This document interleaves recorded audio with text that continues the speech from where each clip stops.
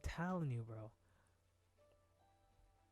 The Gorosei think of everyone, even Kaido, even Big Mom, even Mihawk, all these people. They think of them as insects compared to the enemy they faced 900 years ago. Now, if you faced an enemy at the strongest of the world, the peak of the world, how could you ever think that anything could ever come close? So they must be mere insects. Compared to Joy Boy's army, you are insects. That makes total sense now. Everything makes sense now. Now we can just start talking about One Piece. This newest chapter. So Luffy can create inanimate objects just willy-nilly, just completely chilling, and just makes a bat? It makes no sense. Like, the only way this makes sense if is something that makes me question everything. Oh my god, I just got a crazy theory in my head. What if Joy Boy from the past, the one that had the Nika fruit, created the robot, and that robot is able to live throughout and after their master's life and can be passed down to the next master. And Luffy can make more of these. If he's able to discover how to do this, fully master the Gear 5th ability, he may be able to create things permanently. Just like how Logias are able to completely change their environment. And when a Logia is awakened, they can pretty much destroy the entire Earth if they wanted to, and turn the entire Earth into their fruit, if there wasn't other conquerors. So we're talking about like the Nika fruit created this robot, then reactivated when it was close enough to that robot. But then the entire time Luffy was fighting Kaido, it didn't get up. But now in Egghead, after he awakened the ability first, and now it's been using the ability a lot, let me cook. Now it's like he's gained some kind of understanding of the fruit. And now he's able to unlock it even more of his freedom. Is this fruit the reason it's so OP? The reason the world government, the Gorosei, wanted the fruit, the reason this fruit is so powerful, isn't necessarily because you're a conqueror that's able to, apply a little pressure. I mean, come on, they can kill. They've had Kaido's DNA 3 billion times over by now. By the time he was at his strongest, the Gorosei could have copied and pasted like 4 Kaidos. So it's like, I don't think the Gorosei cares about Kaido. Cause my fully my headcanon was like, oh, the Gorosei has to like at some like now that Kaido and Big Mom are together, right? They have to interfere. But no. They don't care because they already had Kaido's DNA and had a Kaido clone that's on their side, ready. The Gorosei, when they say insects, they say all of the pirates. All of the pirates. Because you gotta think, they won a war against the most powerful country in the world. They won that war.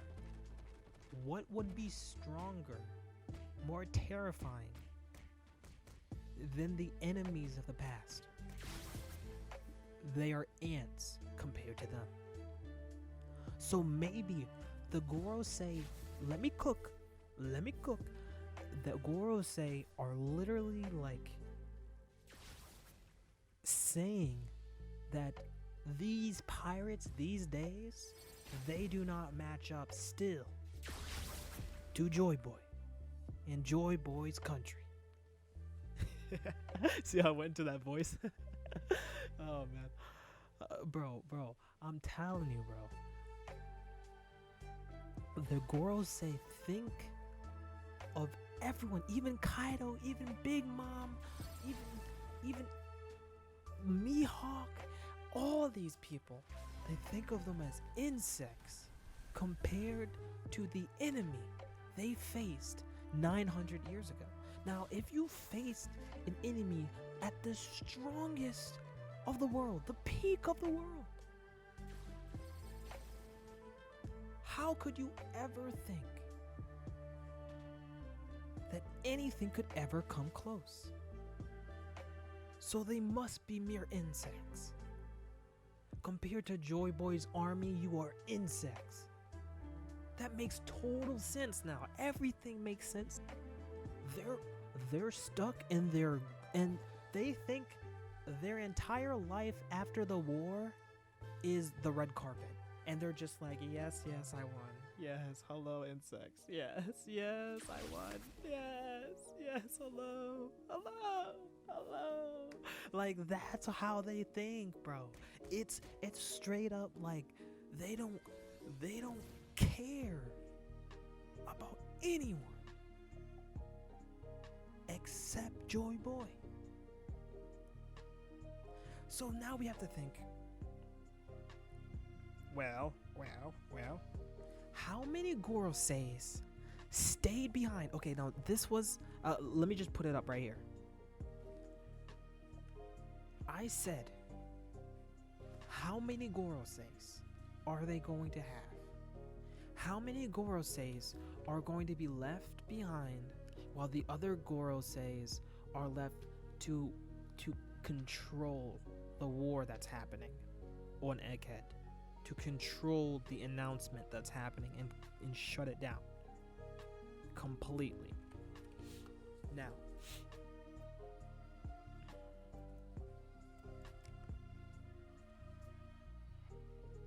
bro,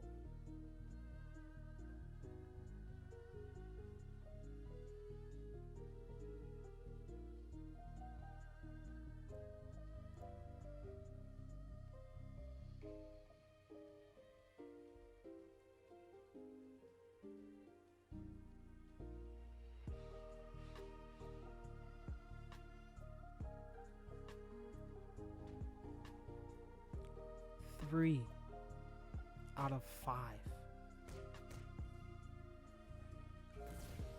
3 out of 5 Goroseis stayed behind to kill Monkey D. Luffy and to finally obtain the fruit. Now, I guarantee you, it is going to be shown that the Gorosei have an apple or some type of fruit on them because they want him to die and for the fruit to be near them, so they can have it, take it, and take it back to their home and keep it safe and never let anyone eat it ever. That's what they want to do. So they left 3 behind, while 2 were supposed to control the situation. 1 immediately went for the Kuma copies that were absolutely turning everything around. There was no stopping them. It was a full-scale power difference. Like you could say overall the Luffy side still had more power, but it was still edging like right here. You know what I'm saying? With Kuma's copies, now it's just like this, and they're still here, and they're just like, shit, what the fuck is going on there? You know, so they're just absolutely cooked. So let's look more at these panels. Like Dory and Broggy are just absolutely studly, bro. They are up against the Gorosei, and they're saying these are just little boar, little worm, little deer that we hunt back in our forest. This is no trouble. You're absolutely bullshitting, first of all. If you guys were the only 2 there, you're dead already. That attack right there, when oh my gosh. When Saturn throws the poisonous, like, dot things, whatever the hell that crap was, it was poisonous too. They're getting clipped once, they're done. The fight's over. They're done. They're getting leaked out. They're already leaking. It's over. Clap it up. You did your best. Like there's literally no stopping it. Like seriously, there's no stopping it. So we got Split Skalida does an incredible counter, but then immediately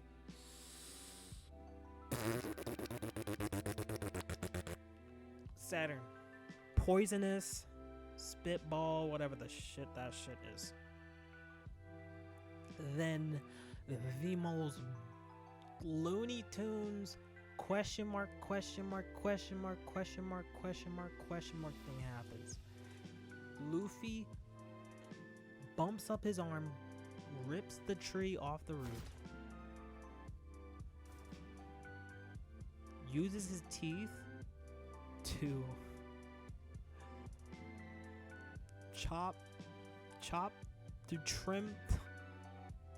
trim the tree into a bat.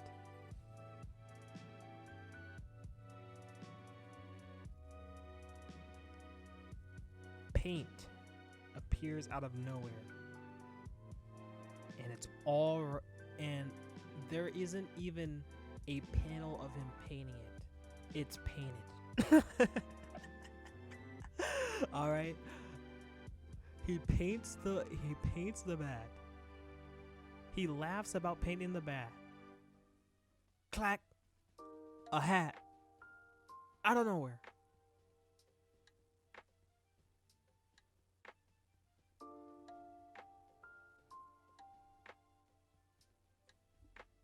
Winds up. Boom. They're sent flying. Have a taste of your own medicine. Huh? They explode? That's a...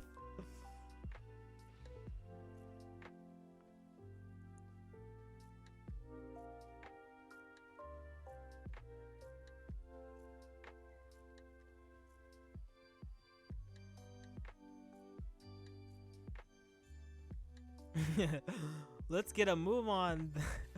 Then let's get a move on. Are they really immortal? No idea, but No matter what I do, they keep coming back. Wait, hold on. I need to go to official. What am I doing? Am I a little pleb? Let me go to official real quick. I'll be on TCBS way too much. Not gonna lie.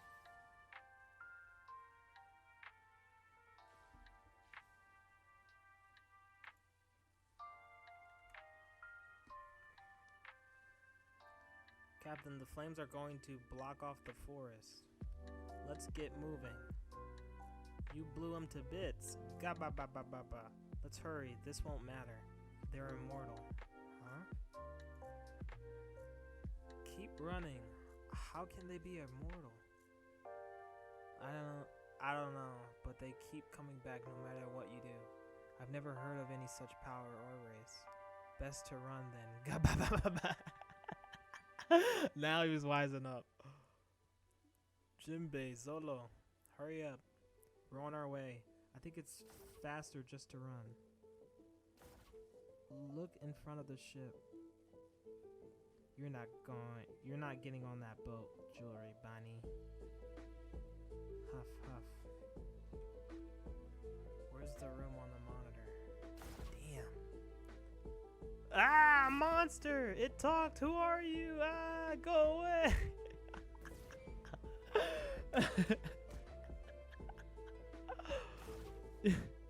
The correct response. Yo, this is so funny, bro. The correct response to the to a monster showing up. Not immediately answering the question, being like, "Oh yes." It's like, that's a monster. What the? Like, Kizaru, show us your wounds. Let us help you. Am I wounded? Yes. Deeply wounded. Then we should act fast. Just let me rest. Urgent report. This nigga take him back. I don't believe he's injured. That's not blood, bro. Barely, but like, bro, this guy is fine, bro. He's wounded in his heart because he just killed his best friend, I guess. Or, I don't know, bro. You're not gonna switch sides for your best friend? Alright, whatever. He must think these Goroseis are fucking him. And they are. They're immortal. They cannot die. And oh, piece of candy. Ooh, piece of candy. Ooh, piece of candy.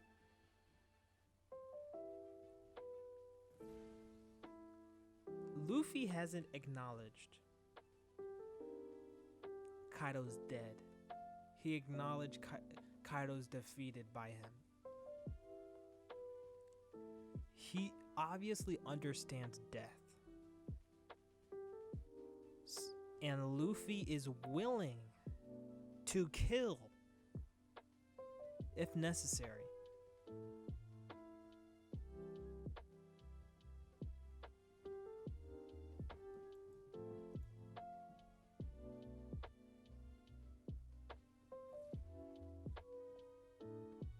Okay, now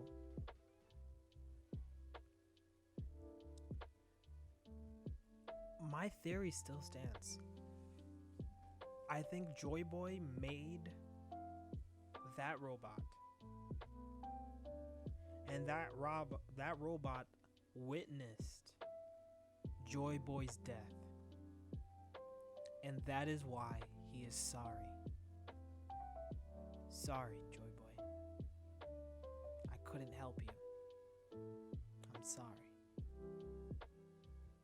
That is why this is so interesting. This next chapter that we have to wait a month for, it's so interesting because there's so many different parts to it, you know. But main point being Joy Boy's powers turns it on. Joy Boy's powers power it to move. So how was it created? It makes most sense that it is the awakened, fully mastered Gear 5th form Joy Boy. Joy Boy created or helped create. It could be technology in there as well, but then the power source, what Vegapunk was talking about Luffy's fruit and how it's interesting, and he's trying to find a power source, aka a fruit that could power everything forever. And that might be Joy Boy, the Nika Nika fruit. Thank you guys for watching. Please subscribe. We only have 21 subscribers. Please subscribe, okay? Please subscribe. Alright, we need to talk about this theory I've made up. So the theory is about the ending of Egghead. First of all, we have Kuma. Kuma's not done yet. So what happens? Kuma will use the Paw fruit one last time to save Bonnie, but not to teleport Bonnie away. Kuma is going to teleport all 5 Gorosei. That's too crazy. Obviously, I don't know if all 5 is too crazy, too unrealistic, but it makes sense if we're really thinking about one, their mission, the the 2 Gorosei that are trying to stop the transmission and control the ground while the other 3 are fighting Luffy.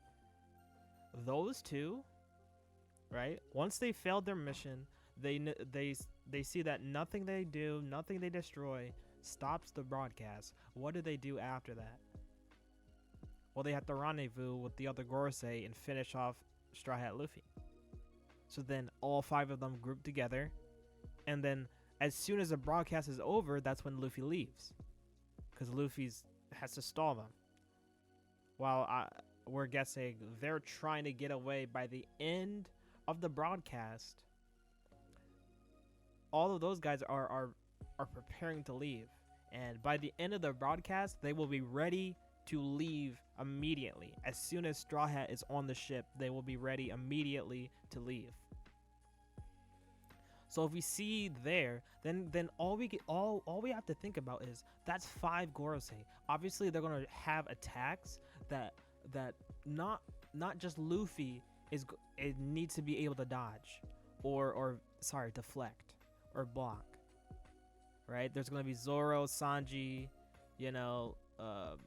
Jinbei. They need to be able to block these attacks that are long range, coming from 5 Gorosei that want to kill everyone that's seen everything and knows everything.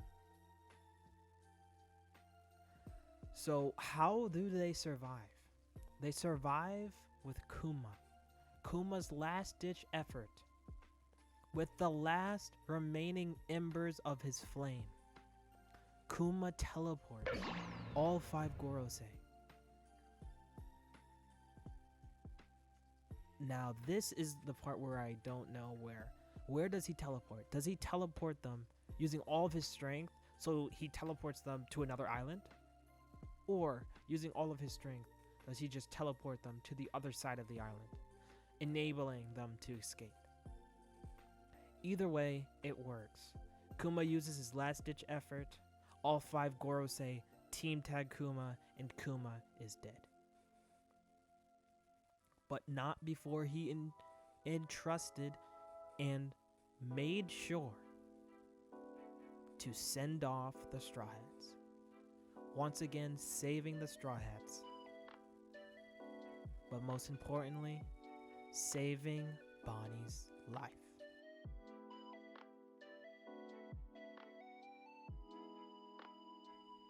subscribe. Bye bye.